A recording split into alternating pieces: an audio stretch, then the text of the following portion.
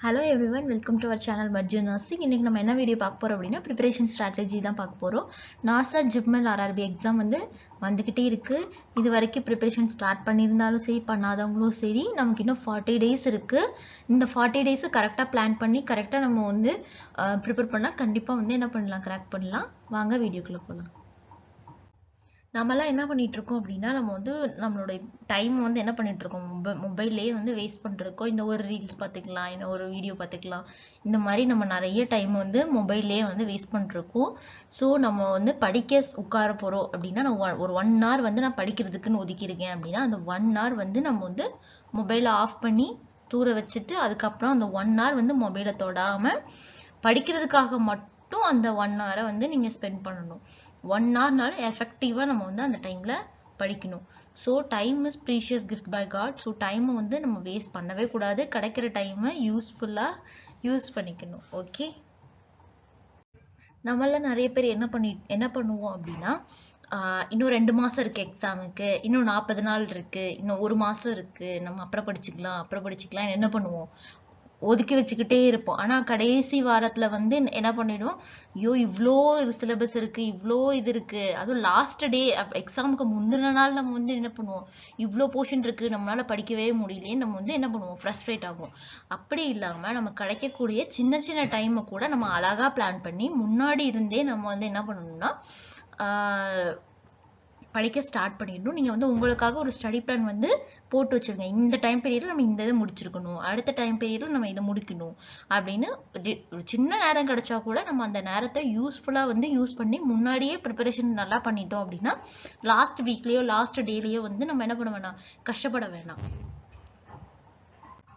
Next, இதுதான் ரொம்ப ரொம்ப முக்கியமான ஒண்ணு. ஃபர்ஸ்ட் தியரி அல்ல கண்டென்ட். அதாவது நம்ம தியரி பார்ட் கண்டிப்பா எல்லா சப்ஜெக்ட்லயும் எல்லா தியரி பார்ட்டையும் நம்ம என்ன பண்ணிருக்கணும், ஃபிங்கர் டிப்ஸ்ல வச்சிருக்கணும்.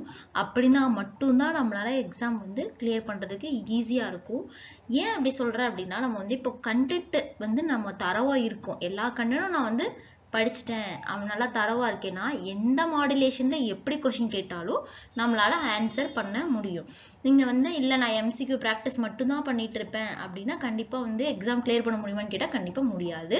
So we have to be thorough in content.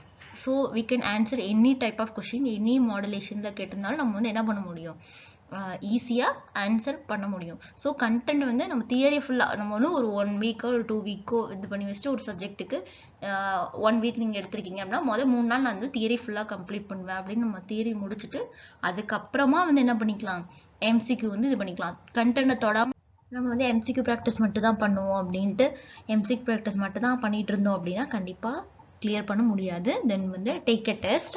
So MCQ is practice is a part of preparation, not a solution for selection. So MCQ preparation, MCQ practice அப்படிங்கிறது என்னது, ப்ரிப்பரேஷனோட ஒரு பார்ட் தான். நான் அதை மட்டுமே தான் நான் ஃபுல் டைமா பண்ணுவேன், ஆனா நான் எக்ஸாம் கிளியர் பண்ணணும் அப்படின்னு கேட்டால் கண்டிப்பா முடியாது. என்னோட பாயிண்ட் ஆஃப் வியூல என்ன அப்படின்னா நம்ம கண்டென்ட் தியரி தரவா இருந்து அதுக்கப்புறம் நம்ம கொஞ்சம் எம்சிக்யூ ப்ராக்டிஸ் பண்ணிட்டு போய் எக்ஸாம் கொடுத்தோம் அப்படின்னா கண்டிப்பா நம்மளால கிளியர் பண்ண முடியும். ஸோ ஃபர்ஸ்ட் கண்டென்ட் கிளியரா இருக்கணும், தென் தான் நம்ம எம்சிக்யூ ப்ராக்டிஸ் பண்ணணும். எம்சிக்யூ ப்ராக்டிஸ் எதுக்காக நம்ம பண்ணிட்டு இருக்கோம் அப்படின்னா நமக்கு கொஷின் எந்த மாதிரி டைப்ல கேட்பாங்க, நம்ம அந்த ஒரு கொஷினுக்கு எவ்வளவு டைம் எடுத்துக்கிறோம், ஒரு கொஷினை நம்ம நல்லா ரீட் பண்ணி ஆன்சர் பண்றோமா. இதுல நெகட்டிவ் டைப் கொஷின் கேட்பாங்க, இன்டைரக்ட் நெகட்டிவ் கொஷின் கேட்டுப்பாங்க. அதாவது என்னன்னா எக்ஸப்ட் அப்படிங்கிற வேர்டை யூஸ் பண்ணாம எக்ஸப்ட் அப்படிங்கிற ஒரு வேர்டை யூஸ் பண்ணி கொஷின் கேட்டிருப்பாங்க. நம்ம என்ன பண்ணுவோம், ஒழுங்கா வாசிக்காம ஆன்சர் பண்ணிடுவோம். அந்த மாதிரி இல்லாம நம்ம ஒழுங்கா கிளியரா வாசிச்சு இந்த மாதிரி எல்லாம் கொஸ்டின் கேட்டா நம்ம எப்படி ஆன்சர் பண்ணணும், நம்ம மைண்டை ப்ரிப்பேர் பண்றதுக்காக மட்டும்தான் எம்சிக்யூ பிராக்டிஸே தவிர எம்சிக்யூ பிராக்டிஸ் மட்டுமே ப்ரிப்பரேஷன் கிடையாது. ஸோ எல்லாருமே ஃபர்ஸ்ட் தியரியை நல்லா தரவாக்கிட்டு எம்சிக்யூ பிராக்டிஸும் நம்ம பண்ணோம் அப்படின்னா கண்டிப்பா எக்ஸாம்ல என்ன பண்ண முடியும், செலக்ட் ஆக முடியும். ஸோ நீங்க ஒரு சப்ஜெக்ட்டுக்கு ஒரு 1 வீக் நீங்க பிளான் பண்ணி வச்சிருக்கீங்க அப்படின்னா அதுல ஒரு 3 நாள் 4 நாள் கண்டென்ட் கிளியர் பண்ணிட்டு அடுத்து மீதி இருக்கிற நாள்ல டெஸ்ட் நீங்க இது பண்ணணும். இல்லை நீங்க எப்படி கூட பண்ணலாம், சைட் பை சைடு இப்போ ஒரு டாபிக் படிக்கிறேன்னா அதோட எம்சிக்யூ நான் ஒரு 1 hour பண்ணுவேன் அப்படின்ட்டு அப்படி சைட் பை சைடும் கூட நம்ம வந்து எம்சிக்யூ ப்ராக்டிஸ் பண்ணலாம். நீங்களே வந்து உங்களுக்கான ஒரு ஸ்டடி பிளான் வந்து என்ன பண்ணிக்கணும், ப்ரிப்பேர் பண்ணி வச்சுக்கணும். இந்த டைம்ல நான் வந்து இந்த டைம் பீரியட்ல நான் இதை முடிச்சிருவேன், இந்த டைம் பீரியட்ல நான் இதை முடிச்சிருவேன். நம்ம வந்து ஒரு லைட்டான ஒரு ஸ்டடி பிளான் வந்து நம்ம சேனல்ல கொடுத்துருக்கோம். ஆனால் நீங்க டீட்டெயிலா ஒரு ஸ்டடி பிளான் இது பண்ணணும். இப்போ நர்சிங் ஃபவுண்டேஷன் அப்படி எடுத்துக்கிட்டீங்க அப்படின்னா அந்த நர்சிங் ஃபவுண்டேஷன்ல இருக்கிற டாபிக்ஸ் எல்லாம் நீங்க லிஸ்ட் அவுட் பண்ணி அந்த டாபிக்கு நான் இந்த டே வந்து 1 மணி நேரம் இந்த டாபிக்ல நான் முடிப்பேன் அப்படின்னு நீங்க வந்து அதுக்கான ஸ்பெசிஃபிக்கான டைம் வந்து நோட் பண்ணி வச்சு அதுக்கான ஒரு ஸ்பெசிஃபிக்கா நீங்க வந்து ஒரு ஸ்டடி பிளான் வந்து ப்ரிப்பேர் பண்ணி வச்சு அதுபடி நீங்க வந்து என்ன பண்ணணும், கண்டிப்பா படிக்கணும். அப்படின்னா மட்டும்தான் நம்மளால வந்து ஃபுல் டாபிக்கையும் நம்ம கவர் பண்ணியிருக்கோமா இல்லையா நம்மளே அனலைஸ் பண்ணிக்க முடியும். ஓகே, நெக்ஸ்ட் வந்து செல்ஃப் அனலைசிஸ். நம்ம வந்து நான் ஒரு கொஷின் பேப்பர், மாடல் கொஷின் பேப்பரை ஆன்சர் இல்லாமல் நம்ம ஒரு கொஷின் பேப்பரை எடுத்துட்டு அதை நீங்கள் எழுதிட்டு திரும்ப அது ஆன்சரை செக் பண்ணி பார்க்கணும். எவ்வளோ கொஷினுக்கு நம்ம இவ்வளோ கொஷின் கரெக்டாக எழுதியிருக்கோம். நம்ம வந்து இப்போ எக்ஸாம் இப்போ வந்துட்டு ஆர்ஆர்பி அப்படிலாம் எடுத்தீங்கன்னா 90 மினிட்ஸ் எக்ஸாம். ஸோ அந்த 90 மினிட்ஸ்க்கு ஒரு 100 கொஷின் இருக்கிற ஒரு கொஷின் பேப்பர் எடுத்து நம்ம வந்து எழுதி பார்க்கணும். 90 மினிட்ஸில் நம்மளால அந்த 100 கொஷினை எழுத முடியுதா, அப்படி எழுதுறதுல நம்ம எத்தனை கரெக்டா எழுதுறோம், எத்தனை தப்பா எழுதுறோம், எவ்வளவு நெகட்டிவ் மார்க் வருது, இவ்வளவு நெகட்டிவ் மார்க் வந்தா நம்மளால பாஸ் ஆக முடியுமான்னு நீங்களே உங்களுடைய செல்ஃப் அனலைசிஸ் வந்து பண்ணி நீங்க என்ன பொசிஷன்ல இருக்கீங்க, நான் இன்னும் எவ்வளவு ப்ரிப்பேர் பண்ணணும் அப்படிங்கறத நீங்களே வந்து தெரிஞ்சுக்கணும். அட்லீஸ்ட் 3 டேஸ்க்கு ஒன்ஸ் இல்ல வீக்லி ஒன்ஸ் வந்து ஒரு செல்ஃப் எவல்யூஷன் டெஸ்ட் வந்து நீங்க உங்களுக்கு பண்ணிக்கணும். பண்ணி பார்த்தா மட்டும்தான் நம்ம என்ன பொசிஷன்ல இருக்கோம், நம்மளால வந்து எக்ஸாம் கிளியர் பண்ண முடியுமான்னு நம்மளாலேயே வந்து அனலைஸ் பண்ணிக்க முடியும்.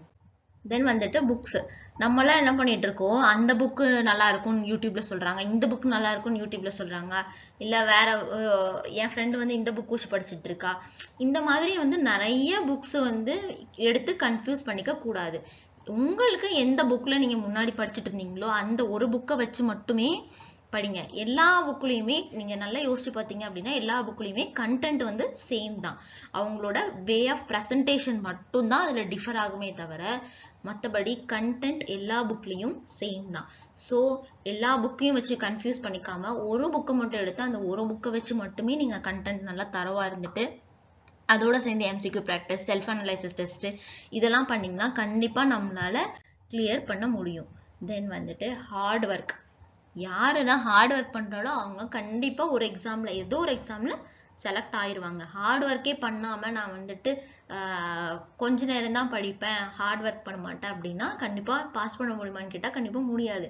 ஸோ ரொம்ப ஹார்ட் ஒர்க் பண்ணி படிங்க. உங்களுக்கு கிடைக்கிற சின்ன டைமை கூட ஒரு பிளான் பண்ணி ஸ்மார்ட்டாகவும் படிக்கணும், ஹார்ட் ஒர்க் பண்ணியும் படிக்கணும். ஸோ ஸ்டடி ஹார்ட் அண்ட் நம்ம மேல நம்ம வந்து பிலீவ் பண்ணணும். என்னால கண்டிப்பா எக்ஸாம் கிளியர் பண்ண முடியும் அப்படின்னு நீங்க உங்க மேல ஒரு பிலீவ் வச்சுட்டு அதுக்கப்புறம் நீங்க வந்து படிக்க ஸ்டார்ட் பண்ணுங்க. கண்டிப்பா எக்ஸாம் எல்லாராலையுமே கிளியர் பண்ண முடியும். ஓகே, இதோட இந்த வீடியோ வந்து முடிச்சுக்கலாம். இதுல வந்துட்டு ஒரு பாயிண்ட் நான் வந்து மிஸ் பண்ணிட்டேன். என்ன அப்படின்னா ரிவிஷன் வந்து கண்டிப்பா ரிவிஷன் பண்ணணும். ஃபர்ஸ்ட் வந்து தியரி ஃபுல்லா படிக்கணும், அதோட side by side MCQ practice பண்ணணும். அது இல்லாம ரிவிஷனுக்கு நம்ம தனியா டைம் வந்து ஒதுக்கணும். அட்லீஸ்ட் 2 to 3 ரிவிஷன் வந்து எக்ஸாமுக்கு முன்னாடி நம்ம வந்து பண்ணணும்.